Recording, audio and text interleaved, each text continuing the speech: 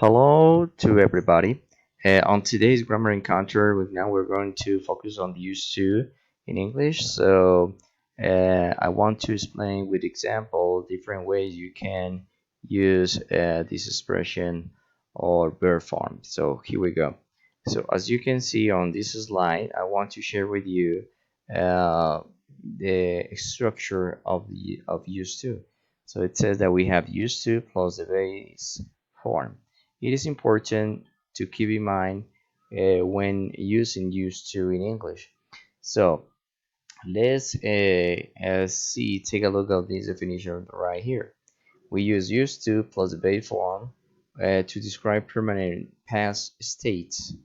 To describe permanent past states. For example, I used to be overweight when I was younger, meaning that in the past I used to be overweight, but I'm not right now, or I am not weight anymore. I'm not overweight anymore. Another situation is to describe past habits. My father used to drive to work, but now he walks.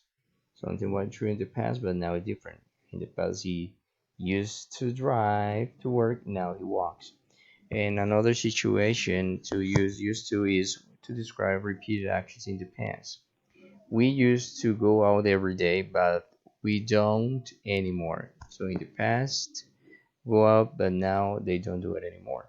So something was true in the past, but now in the present is different. So in affirmative, we say I used to work, or according to the pronoun, we use it the same way. Used to, and the base form of the verb. I used to work. He used to sleep. In a question, you just omit the use of the for used, so it goes in simple form. Did you used to work? Did she used to sleep? And remember, with this kind of question, no, known as yes no question, we have two answers: yes or no. In the negative form, they didn't used to work. He didn't used to sleep. All right, meaning that in the past it was not possible. Maybe in the future, it's a different situation. All right, so this is a link for us to practice, since in this class there were no participants, so we're going to omit this part about the uses of used to. And thanks for watching. Bye bye.